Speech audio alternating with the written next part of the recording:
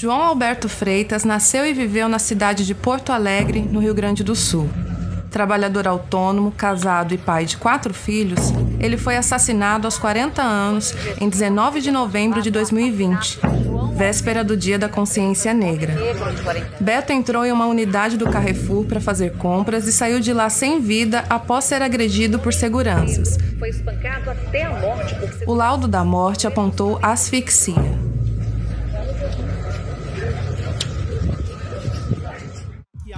Dá exemplo, mais um preto pra matar. Colei no mercadinho de um bairro que se disfarça. Foi meu pai tocar pros radinhos. Como que é a história? O Beto isso aqui no bairro também, torcer pro Zequinha igual vocês, como que ele era? Bom, então, ele era do bairro Humaitá, né? Aqui próximo à Arena do Grêmio, né? Aí se mudou pra cá, nunca conheci o São José e junto com vocês, né, e tal, ouviu muito do clube aqui, né? Aí a gente abriu as portas pra ele, foi pegando uma intimidade com a gurizada, foi começando a ir os jogos frequentemente.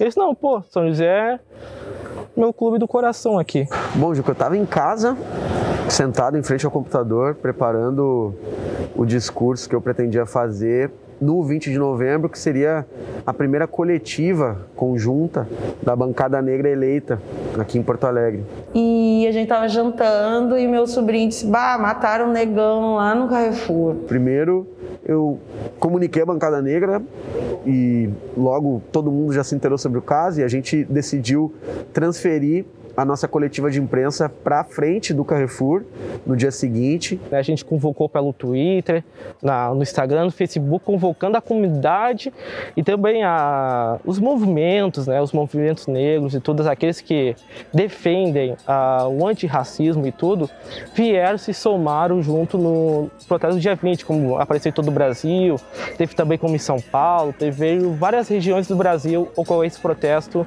contra o Carrefour, né, essa morte que aconteceu.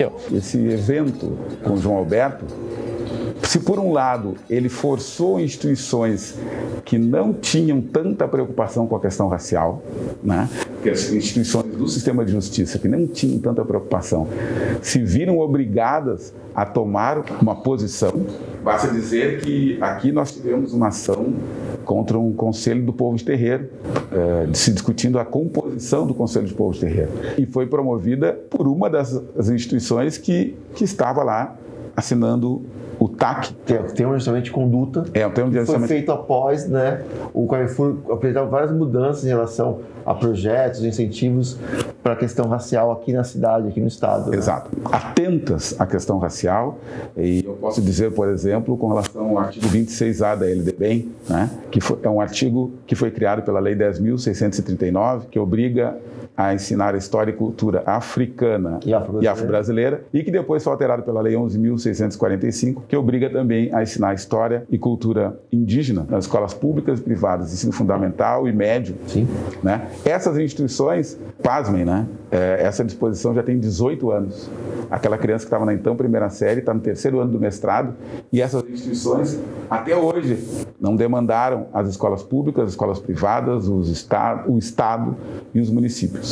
Mas, nessa circunstância do João Alberto, elas, até pelo que estava acontecendo no mundo inteiro e também em Porto Alegre, né, as pessoas estavam indo ao Carrefour, fazendo protestos, né, eles tiveram que sentar e promover o termo de ajustamento de conduta. A gente tem uma tradição no Rio Grande do Sul e na cidade de Porto Alegre que é extremamente racista, que nutre de valores racistas para construir uma simbologia de apagamento do nosso povo no Estado. Então era preciso partir dali, de uma situação tão triste como aquela, o Dia da Consciência Negra, criado em Porto Alegre, uma violência que abafou o que a gente tinha naquele momento como grande vitória, que era a eleição de uma bancada, né, todo o significado que circulou em torno disso, no Brasil e no mundo, que a gente extraísse lições concretas do ponto de vista cultural, educacional e, obviamente, né, visando uma cidade com menos desigualdade racial e social. E isso não aconteceu. O que eu penso? Com o tempo as pessoas esquecem.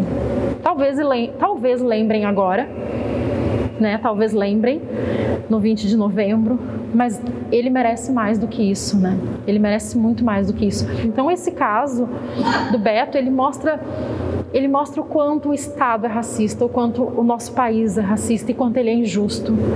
E quantos betos morrem todos os dias e a gente não fica sabendo.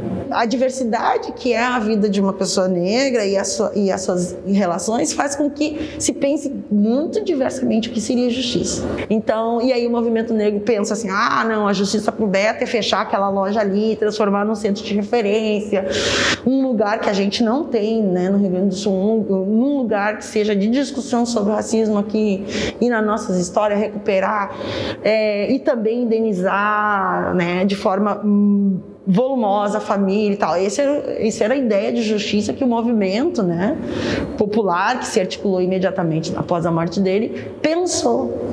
Que é isso, né? Dentro de um paradigma da pobreza, da carência que a gente tem, né?